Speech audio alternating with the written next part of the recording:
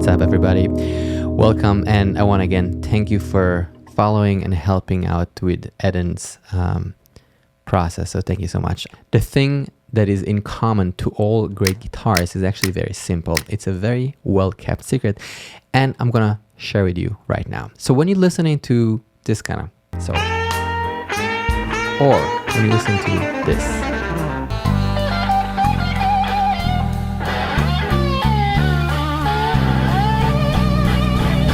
so there is one thing in common for all these players, and that is the ability to see dots of light. And no, I do not mean seizures, but I do mean the ability to see dots of light on the fretboard. So when they're playing these lines, they're basically articulating a center, but more than one center or one kind of tonic, I would say, one kind of point of gravity. They're referring to 3 points, 3 dots, the 1, the 3, and the 5. And these lines, for example,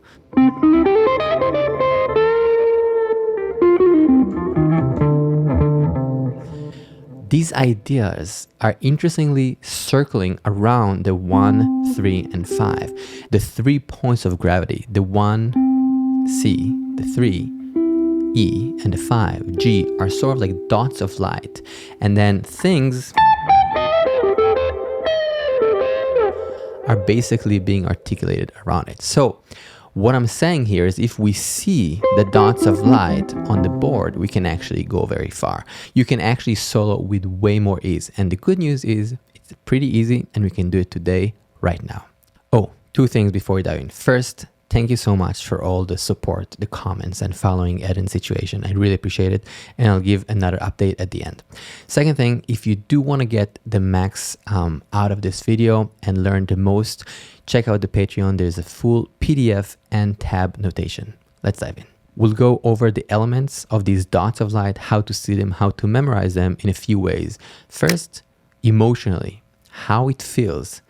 2, how it is laid down on the guitar, the technicality of it. And 3, a few tricks to memorize it better with more ease. All right.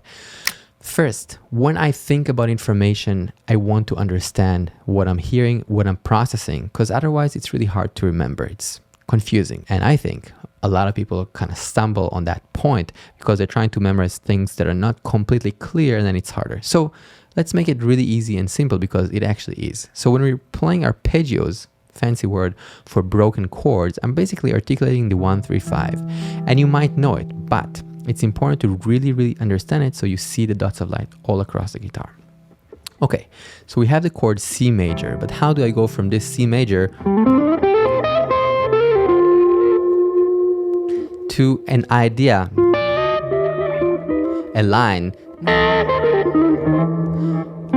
So for me, in my mind, everything I just played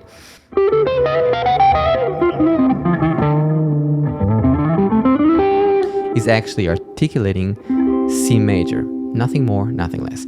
So how do we get to that place? And it's really easy. Okay, first, again, understanding 1, 3, 5. What is 1, 3, 5? I'm literally counting the steps. So 1, 2, 3. So C and E. And 1, 2, 3, 4, 5. C, D, E, F, G. 1 is C. 3 is E, and 5 is G. And I'm emphasizing the fact that it's a 1, 3, 5. So it's not a major third and a minor third. I'm really hearing it as a major third and then a fifth. So I'm hearing it in a relationship. Okay, so let's hum the low C. I know some people know how to do that already, but it's super important. So do,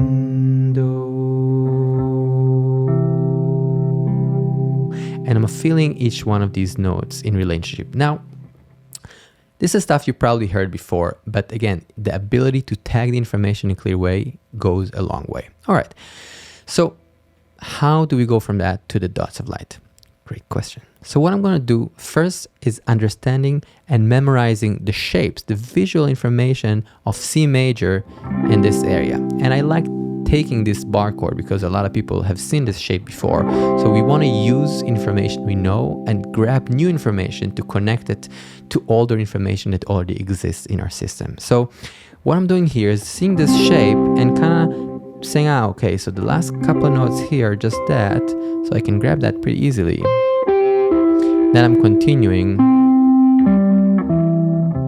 let me show it to you really slowly and clearly. So C, E, G, and then C, E, G, and C. And again, I'm seeing this shape, and when I'm playing this,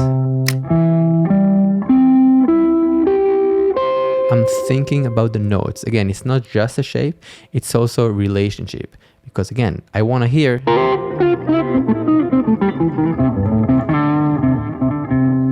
All these ideas are really nothing but me hearing the 1, 3, and 5. And that is the same way when you're listening to all the masters of music and guitar. They're oftentimes articulating and arpeggiating parts of the chords and articulating chromatic ideas or blues in relationship to these 1, 3, 5. And that's why it sounds so great and so good, because there is relationship, there is information that is meaningful. Okay, so I hope I convince you so far. Cool. So 1, 3, 5, 1, 3, 5, 1. Okay, so we're looking at this shape, and one of the things that's really helpful is playing it slowly but surely in time. So I'm not playing it fast, as you see. I'm playing it slow, but I'm also aware of the notes. And I'm really thinking, if I'm kind of slowing it down, I'm saying do, mi, sol, do, mi, sol. Okay, really slowly and really clearly in my mind. And when I'm articulating that, I'm also asking myself the question of, how does it feel? If I just again hum this do,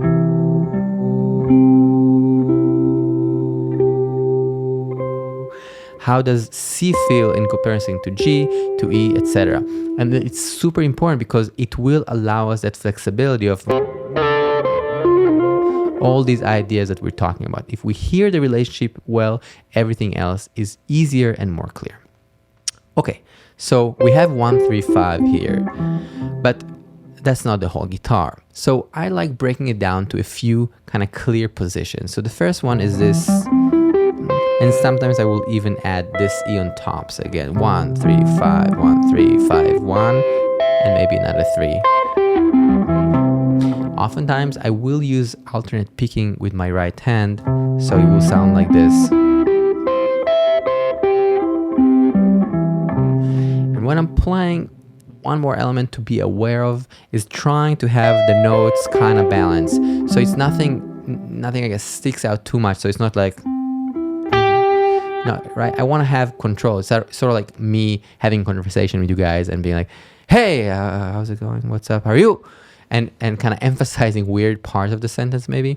Maybe it was the greatest example, but you understand what I'm saying. So basically, like having the accents where I want to place them and not where maybe it's not really needed. Maybe was needed, but you understand. Cool. So 6th string. Next thing is we're going to do the same idea on the 5th string. Again, I'm looking at the dots of light and I'm mapping the information really slowly and really clearly. These notes, C, E, G, C, E, G, C. These 3 notes are going to repeat again and again. And my phrases are all surrounding these beautiful sounds of the C major triad. And again, these lines are just a vocabulary that is being used in guitar world, in blues, etc. And again, targeting the roots, and again, targeting the 1, 3, 5, the root, 3rd, and 5th. So check this out. 1, 3, 5, 1, 3, 5, 1. In terms of fingering, I would probably use 2, 1, 4, 2, 3, 1, 4. I'll do it one more time. If you don't have a guitar, it's okay. Just listen and try to feel the sounds and the notes and know what note I'm playing. 1, 3, 5, 1, 3, 5, 1. Okay, so we have 2 shapes so far. We have the 6th string and we have the 5th string. Now, this is all good, but there are a few more things that I want to be able to see. And one of the shapes that I really like is taking this idea of the C major and playing it in 3 octaves, because I really like how I can kind of spread the idea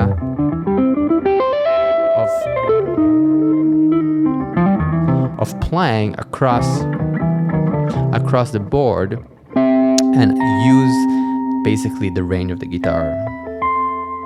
So check this out. And I'm using kind of easy fingerings here. It's 2, 1, 4 from C. So C, E, G. And again, copy paste that. C, E, G, C, E, G.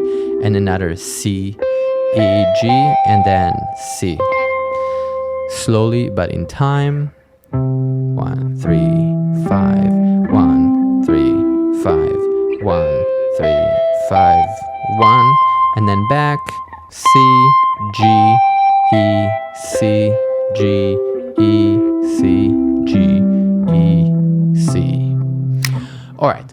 Now, if this position that we start with starts little by little to be comfortable, what I like to do is doing a little bit of an approach note, and I'll be using 1 scale degree from the top note and then 1 chromatic note from below, which will give me this kind of sound.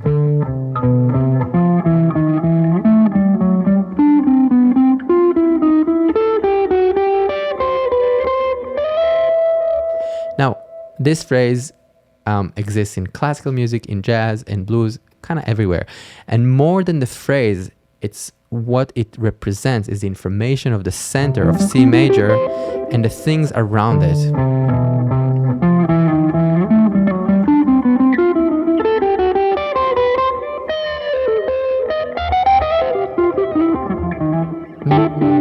Right? So if I see it, I can adjust it.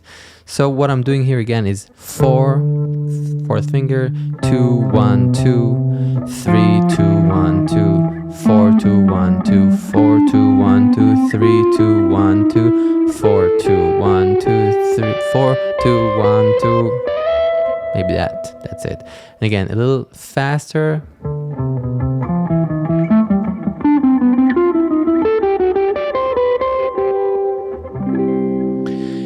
And what I really want to try and do now is to take an idea, a phrase, for example, this one, and see together how this information, how this line is being related to the center, to the 1, 3, 5, because you've heard this idea before. So let's say this is our line.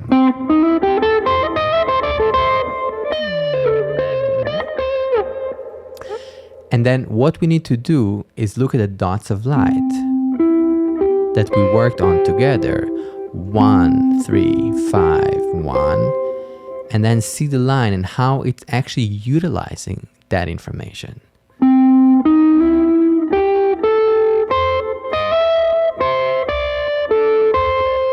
So 1, approach note to the 3, to the 5, 6, and then 1, approach note to the 3, 1,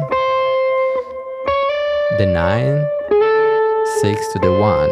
But again, most of the information that I played was this shape. Again, if you're just looking visually, these are the notes, so